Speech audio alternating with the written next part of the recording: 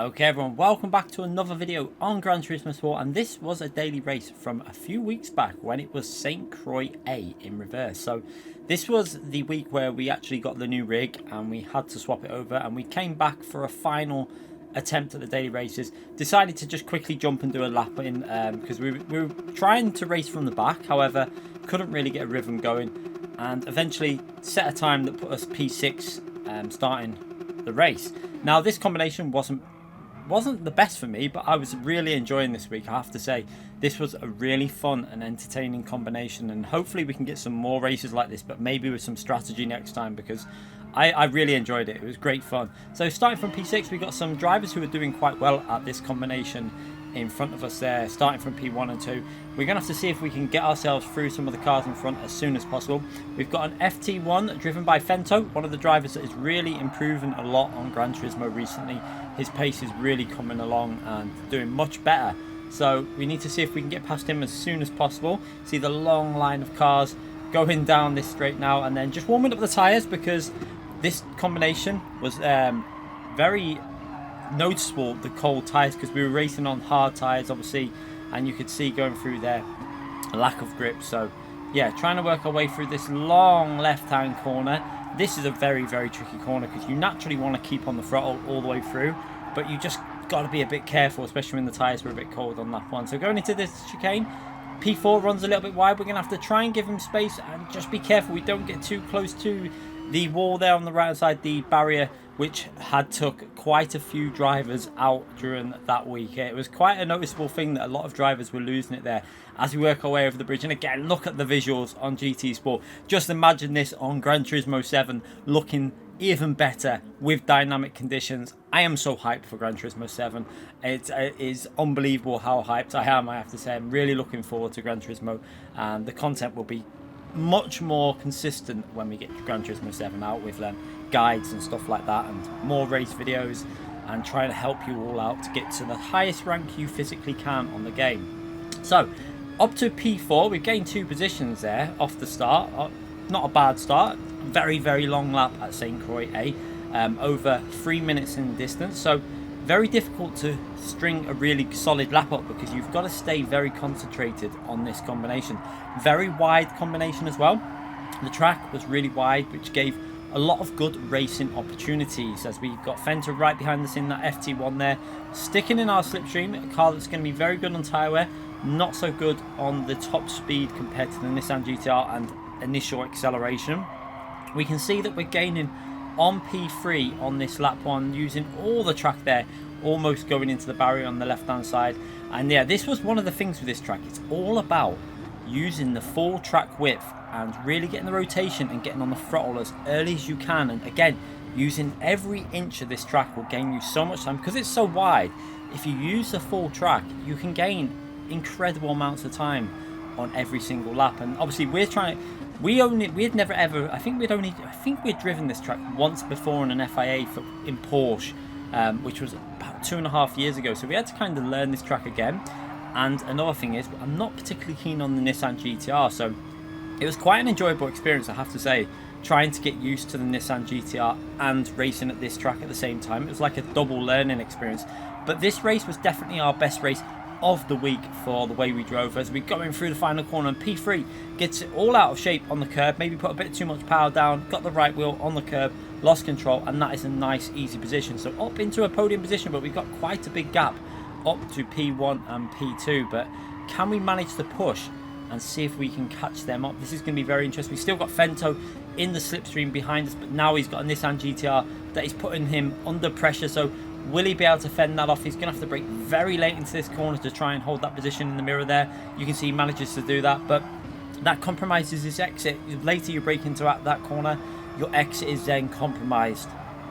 So now we've just got to try and get our head down and try and put in some good lap times. Now throughout the week, I think I'd only managed to get into the 204s once, because we were mainly racing this from the back. It was very hard to get into a rhythm. So working our way through here, using the full curb, they're just about getting away with a corner cut, trying to use the maximum gear. Just look how close we got to the barrier on the right hand side there. And again, we saw many people hitting that barrier and getting taken out. So you had to be pushing to the limits, And I like this about this track, because you've got barriers on the side of the track. If you push too far, you get punished.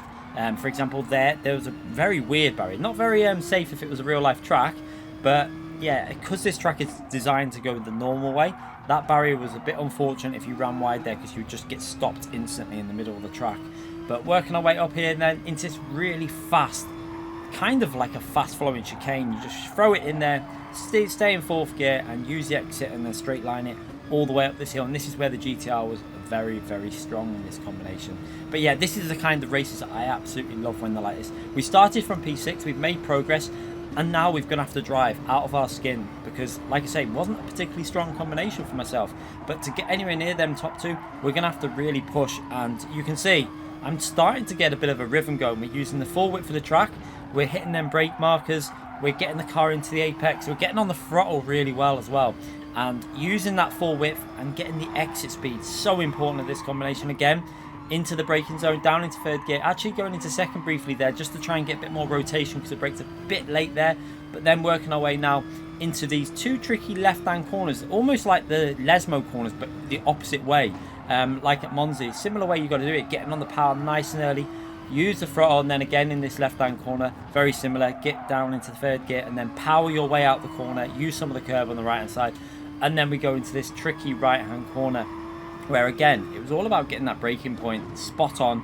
and then getting on the throttle as early as you could to rotate the car through the corner. But you can see this lap looks like we've actually started to gain a little bit of time on P1 and P2, so we're definitely making progress. We were definitely starting to get a grip of this track, which was finally I think we had eventually found a comfortable seating position in this race, because we've been messing with our chair, moving it up and down, because we obviously had the new rig. We were playing around with moving it, and you know, just trying to get that seat comfortable makes a big difference for sim racing. So always ensure you're comfortable when you're racing, because if you're not comfortable, you will lose time, because you won't be thinking about your braking points. You'll be just trying to get yourself comfy. And yeah, always get your sim racing setup as comfy as you physically can, whatever that is for you. It doesn't have to be what other people would find comfy, whatever it is comfy for you. But working our way, you see we managed to do a 2:04.8, I think it is there, on lap 2, the first actual flying lap.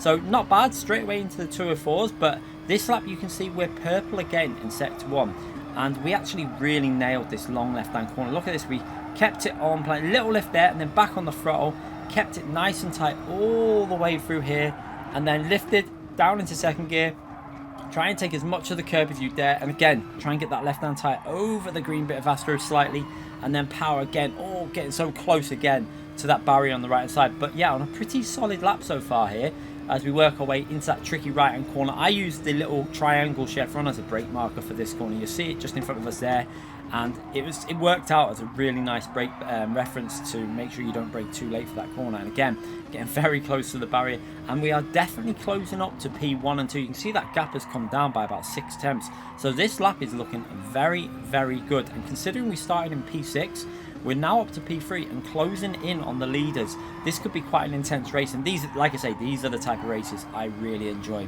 when you're really having to get the most out of what you can do at this track. Even though it's not a strong track, trying to find that rhythm and trying to find the most pace you can, it's really enjoyable. And this is why I love Gran Turismo Sport though, because there's not many other console racing games you can go on to and get the level of competition and challenge that you get on Gran Turismo Sport. It's not that is why Gran Turismo Sport will always be one of the best racing games in my view, and it's why Gran Turismo 7 is going to be, in my personal opinion, I don't think anything's going to touch it on console. Yeah, there's iRacing and stuff on PC, that's a bit more serious. I have a lot more fun on Gran Turismo. For me personally, Gran Turismo is a much more fun game. You can pick it up, you don't have to spend hours practicing, and you can really get a grip of it and have some brilliant races with a lot of very, very fast drivers. As you can see here, we're around 1.7 seconds. You see P2 has got the slipstream to P1, so he's getting dragged along a little bit there, but we're doing very, very well on this lap, hooking up all the corners almost perfectly. Again, we're purple through there by about 3 tenths, so this lap is looking like a very nice lap, and we actually really nailed that right hand corner there, getting it into 4th gear, accelerating now into the final corner. Let's see if we can hook this corner up to give ourselves a nice solid lap. You can see sector 4 was not the best, a few tenths down, but this sector looks like it's been a little bit better on the power nice and early, and working our way down to the finishing line now. Let's see what this lap time is going to be. It's going to be a 2:04.3. That is our best lap that we did throughout the whole week on this combination, and it came on our final race that we did when we just finally got the chair sorted and really concentrated as we skip ahead now to the end of lap 4, and you can see that gap has really come down. We're almost getting into the slipstream of P2, and this is such an intense race, trying to get ourselves into that slipstream, because once you're in the slipstream you will gain a lot of time on the straights. However, you've got to try and get in the slipstream at the right point. Don't really want to get it just in it on a corner like now. You're going to come through here. Let's see now as we work our way through the right hand corner. You can see we're just creeping into the slipstream there, and this is not the ideal point to get the slipstream, because we've now got this right hand corner which is very tricky. Getting on the power, you can see we get a bit of understeer from that dirty air in front, and that just unfortunately loses us the slipstream. So maybe if we'd have just got it just coming out of the exit of the final corner, we might have then got dragged all the way down the straight, and then that next long straight in power zone where we could have got very, very close to P2. However, that has dropped us back down to 1.2, 1.1 seconds behind, and we're going to have to do that hard work again. You can see that was a 3:05, so back into the 3:05s there. Skipping ahead again now to the end of lap 5, you can see we've managed to gain a bit of time back even after that mistake. We're starting to catch back up to P2, and again getting close to that slipstream. You can see P2 looks like he has also got back into the slipstream of P1. The Fuser in front of us there, getting back into the slipstream of P1. So this race is going to go right down to the very finish by the looks of it. An incredible battle and a really enjoyable one. This race, I just wish, I think if this race would have had one more lap and a compulsory usage of a medium and a hard tyre, this race could have been unbelievable. Or even if it was like pretty close between a one stop and a no stop on hard tyres by using the mediums or something like that, could have been an incredibly fun race. So next time, PD, please make sure if you use this combination again, get that pit lane in action. We want to have some strategy at this combination, with especially with the wide track, the overtaking ability. It would be so much fun. Imagine a daily race with a couple of extra laps and all 3 tyres needing to be used. Could be insane. So working our way on the final lap now. Let's see if we can manage to gain on P2. You can see we lost a little bit of time on that final sector of lap 5. So let's see if we can gain that back on this lap. So this lap has to be a very, very good lap if we've got any chance of getting either a P2 or a P1. You can see that P1 has made very few mistakes in this race. It looks like he's driven a very solid run from start to finish. We still have that fastest lap, and we've actually gone through sector 1 with a purple sector, actually really hooking that up this time. Running a little bit wide there. You can see how tempting it is to push it out wide, but how risky it also is. But as we come through here, we take a bit of curb off that corner there, but through here, we take just almost an inch too much off the corner, and unfortunately we pick up half a second penalty, and that was so annoying because we're just starting to close in on P2 in front of us there. Fuser in front of us, we're just starting to close in on him, so this is frustrating, but we're not going to give up. We're going to keep accelerating and pushing to the very end. You don't know, he could also pick up a half a second penalty from somewhere, and he could also make a mistake somewhere. As you see, we're getting very late on the brakes and almost getting into the slipstream there. We braked incredibly late, got on the power quite nicely, not perfectly though, and we can see we're only a few tenths away from getting that slipstream. So again through here, trying to get that rotation on the car, hooking the corner up quite nicely there, and working our way up the hill now. And again, P1 and 2 doing that pretty perfect as well. So this has been a very closely fought battle between P1, 2 and myself.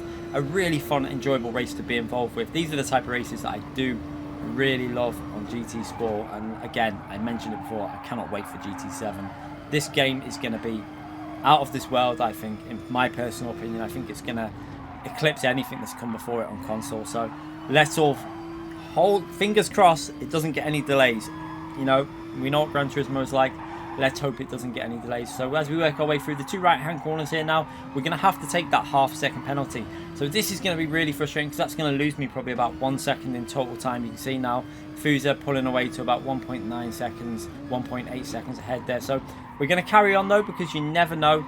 P2 is in the slipstream with P1, and we know that when you're following someone on these last sector here, it is a little bit trickier, because the car, especially in Nissan GTR, it tends to understeer quite a lot through some of these corners. And as we come through here, just keep an eye on P2. Through here, it all seems okay.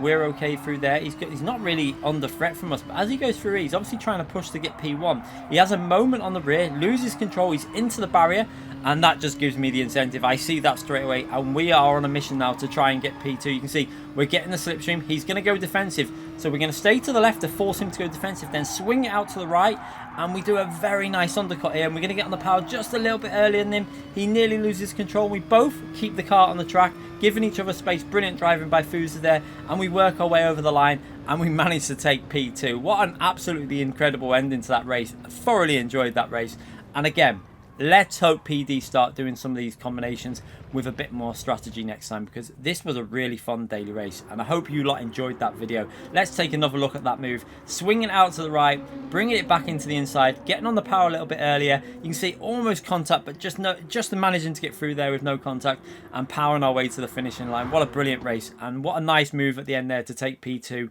in this daily race C.